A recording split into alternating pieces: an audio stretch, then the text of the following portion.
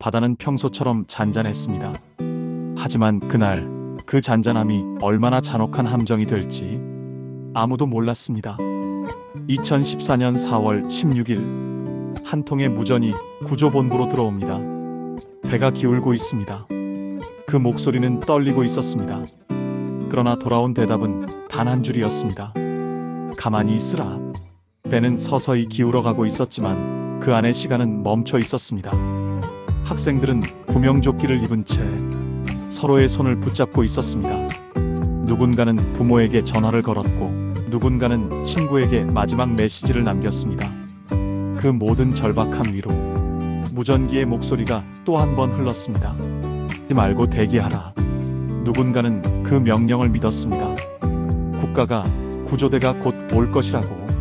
그러나 그 약속은 지켜지지 않았습니다. 오전 9시 45분 배는 이미 45도 이상 기울어 있었습니다.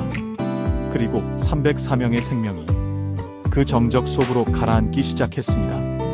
그날 누군가는 구조를 기다렸고 누군가는 구조를 막았습니다. 누가 그 명령을 내렸는가? 왜 그들은 움직이지 않았는가? 이건 단순한 해양 사고가 아니었습니다. 그건 명령의 재난이었습니다. 304개의 질문이 아직도 바다 밑에서 대답을 기다리고 있습니다. 세월호는 원래 일본에서 운항하던 여객선이었습니다. 1994년에 건조되어 2012년 한국으로 도입되었습니다. 그 이후 국내 운항을 위해 구조 변경이 이루어졌습니다. 배의 상부 갑판이 추가되고 여객 공간이 확장되었습니다.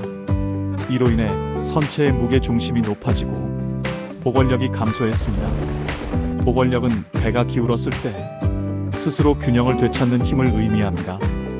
이 수치가 낮아지면 작은 외력에도 배가 쉽게 기울 수 있습니다. 정기 검사는 이루어졌지만 개조 후에 안전성에 대한 검토는 부족했습니다. 또한 운항 중 평형수를 충분히 채우지 못한 경우도 있었습니다. 평형수는 배의 중심을 잡기 위해 채우는 물로 과적 상태에서 줄어들면 균형 유지가 어려워집니다. 2014년 4월 16일 세월호는 인천항에서 출항했습니다. 기록에 따르면 적재 중량은 허용 기준보다 많았습니다. 배 안에는 차량, 화물, 그리고 승객이 함께 타고 있었습니다. 그날의 바다는 잔잔했습니다. 하지만 출항 직후 선체는 서서히 한쪽으로 기울기 시작했습니다.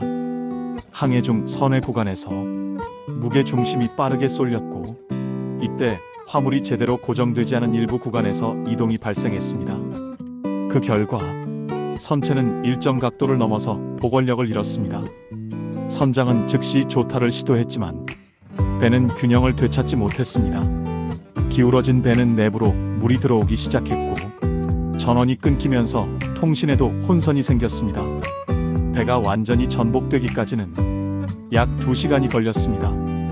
이 사고의 주요 원인으로는 과적, 평형수 부족, 화물 고정 미비, 그리고 개조 이후의 구조적 불안정이 지적되었습니다. 이 모든 요인들은 서로 연결되어 있었습니다. 하나의 문제만으로는 배가 그렇게까지 기울지 않습니다. 하지만 작은 요소들이 동시에 겹치면 결과는 돌이킬 수 없게 됩니다. 그날의 바다는 조용했습니다. 하지만 그 조용함은 배의 마지막 항해를 감추고 있었습니다. 사고 당시 세월호 내부와 외부의 통신은 혼란스러웠습니다. 무전, 전화, 방송이 동시에 사용되었고 명령 체계는 여러 단계를 거쳐 전달되었습니다. 오전 8시 52분 해양경찰에 첫 신고가 접수되었습니다. 배가 기울고 있습니다. 이후 약 5분 뒤 해경상황실은 인근 경비정의 출동을 지시했습니다. 하지만 현장과의 거리, 통신 혼선, 그리고 초기 상황 판단의 오류로 인해 구조 활동은 지연되었습니다. 세월호 내부에서는 승무원들이 안내방송을 준비했습니다. 이 방송은 승객들은 객실에 머무르라는 내용이었습니다.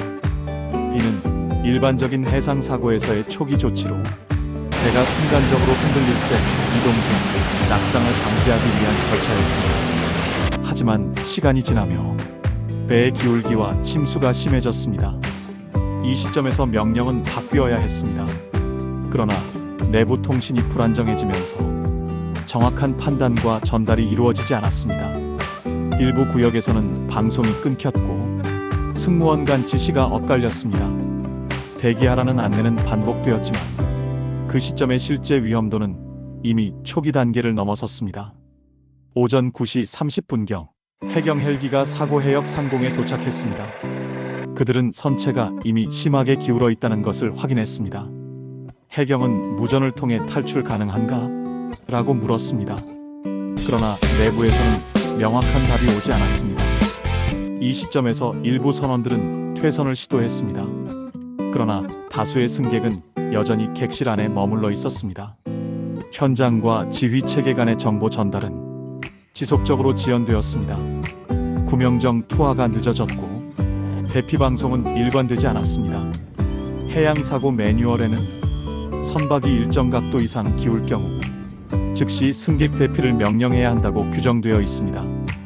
하지만 그 기준이 언제 넘겨졌는지는 기록마다 다르게 나타납니다.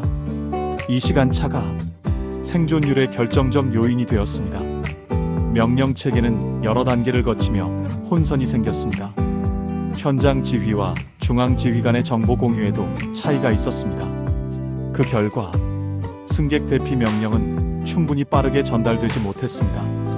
그리고 그 지연된 몇 분이 수많은 생명에 영향을 미쳤습니다.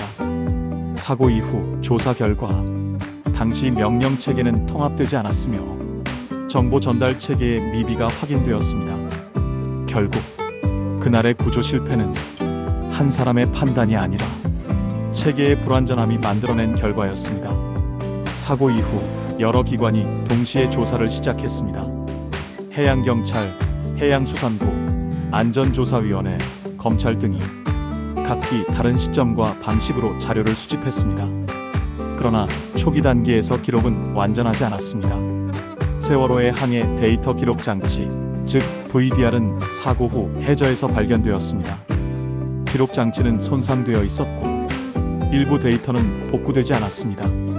이 장치에는 속도, 방향, 조타 각도, 음성 기록 등이 저장됩니다. 이 정보가 사고 경위를 규명하는 핵심이었지만 일부 구간의 음성은 결손되었습니다. 항해 일지 또한 완전하지 않았습니다. 일부 문서는 침수로 손상되었고 복구 과정에서 오류가 발생했습니다. 이로 인해 사고 당시의 세부 시간대별 상황을 완전하게 복원하는 것은 어려웠습니다. 언론과 정부의 발표 시점도 달랐습니다. 초기 구조 인원과 실종자 수가 서로 다른 수치로 반복 발표되었습니다. 이 차이는 정보 전달 체계의 분리에서 비롯되었습니다. 현장 구조 인원, 통제실, 중앙대책본부 간 통신망이 완전히 통합되어 있지 않았기 때문입니다. 사고 이후 설치된 특별조사위원회는 이 부분을 주요 개선 과제로 지적했습니다. 사고 당시 선내방송 로그와 통신자료 일부는 시간대가 일치하지 않았습니다. 이는 전력 차단으로 인한 데이터 손실의 결과였습니다. 조사 과정에서 서류 누락, 기록 불일치, 증언의 시간차 등 여러 한계가 드러났습니다.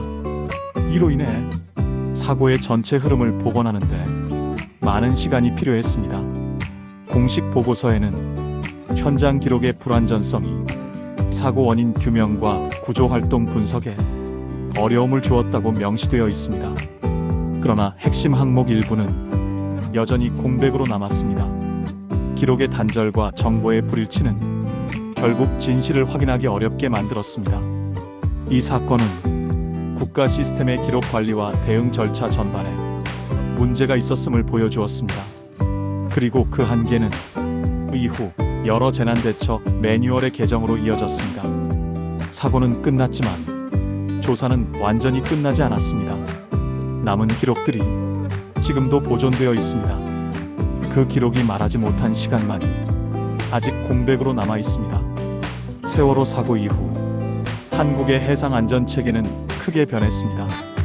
2015년 해양경찰청과 해양수산부 산하조직은 재난대응체계를 전면 개편했습니다.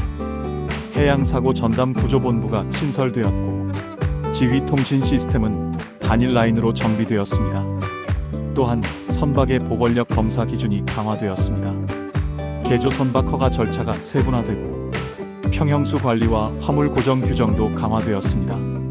운항 중인 모든 여객선에는 실시간 위치 추적과 안전 모니터링 시스템이 적용되었습니다. 항해 데이터 기록 장치의 복원 규격도 국제 기준에 맞게 보강되었습니다. 이 사건은 재난 대응 교육 과정에도 변화를 가져왔습니다.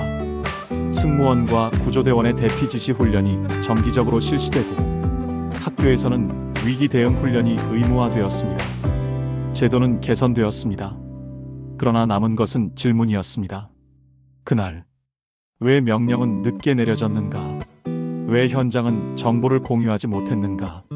그리고 그날의 기록들은 모두 완전했는가? 이 질문들은 지금도 끝나지 않았습니다. 세월호는 2014년 4월 16일 전남 진도 인근 해역에서 침몰했습니다. 승객 476명 중 172명이 구조되고 304명이 목숨을 잃었습니다. 그 수치는 숫자가 아니라 하나하나의 삶이었습니다. 사건 이후 많은 사람들이 잊지 않겠다는 말을 남겼습니다. 그 말은 기억의 약속이 되었습니다. 재난은 예측할 수 없지만 대응은 준비할 수 있습니다.